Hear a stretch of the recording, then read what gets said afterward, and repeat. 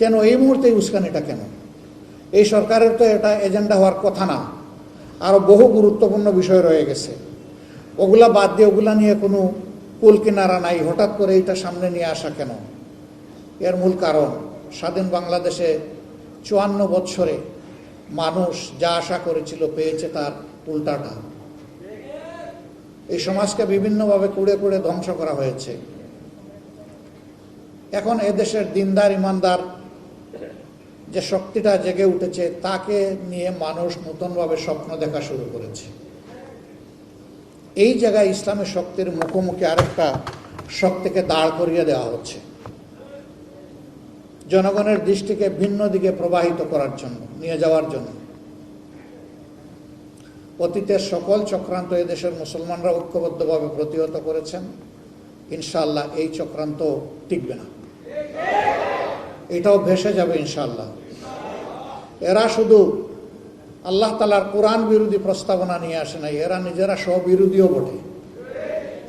একদিকে তাদের ভাষায় তারা নারী পুরুষের সমান অধিকার চায়, আবার তারা বলতেছে সব জায়গায় এত % কোটা নির্ধারণ করতে হবে। তো এটা তো স্ববিরোধী হয়ে গেল না? অধিকার যদি সমান হয় কোটার প্রশ্ন আসবে কেন? যার যার যোগ্যতা প্রমাণ করে নিজ জায়গায় চলে যাও, তাইলে তো কোটার দরকার নাই। কোটা দেওয়া হয় পিছিয়ে পড়া বংশকে তাদেরকে সুযোগ দেওয়ার জন্য। নারীরা এই দেশে পিছিয়ে পড়ে নাই। নারীরা আমাদের মা, আমাদের বোন, আমাদের কন্যা, আমাদের ইজ্জত এবং সম্মানের প্রতীক। এরা তার সব কিছু তছনছ করে দিতে চায়। পরিবারে পরিবারে এরা দাঙ্গা লাগাতে চায়। এখানে প্রস্তাবনায় ম্যারিটাল রেপ বলে একটা কথা এসেছে। রেপ তো রেপই, রেপ তো দুইটা অসৎ পুরুষ আর নারী যখন একত্রিত হয় বিবাহ বহির্ভূত পন্থায়, সেটার নাম রেপ হবে। এরা সমাজের বিপর্যয়ের জন্য এই প্রস্তাবনাগুলো এনেছে। এই জন্য আবারও বলি, A to Z আমরা এই কমিশনই মানি না। কিসের ওদের আবার রিপোর্ট? কমিশন থাকলে রিপোর্ট হবে। যদি এই সংক্রান্ত নারীদের অধিকারের কোনো জায়গায় যদি ক্ষুণ্ণ হয়ে থাকে, সেইটাকে যদি আবার সামনে আনতে হয়, তাহলে অবশ্যই এদেশের বেশিরভাগ মানুষের ইমান, আকিদা, তাহজিব, তামদ্দুনের উপরে যারা বিশ্বাস রাখেন তাদেরকে বাদ দিয়ে নয়, তাদেরকে প্রাধান্য দিয়েই কমিশন গঠন করতে হবে।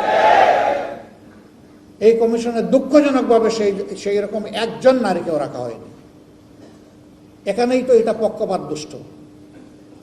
আমরা এটা মানব না, আমাদের সাফ কথা, এটা মানব না আমরা। এর জন্য কোনো আন্দোলনে আমরা যেতে চাই না, কিন্তু যদি আমাদেরকে বাধ্য করা হয় অবশ্যই আমরা আন্দোলনে যাব। 65% পর্যন্ত বিদ্যুৎ সাশ্রয়ী হাইসেন্স এসি, যার ফাস্ট কুলিং মোড দ্রুত ঘর ঠান্ডা করে। আবার ওয়াইফাই টেকনোলজি থাকায় মোবাইল হাতে হাইসেন্স এসি নিয়ন্ত্রণও আপনার হাতেই। সবটাই আপনার জন্য। হাইসেন্স।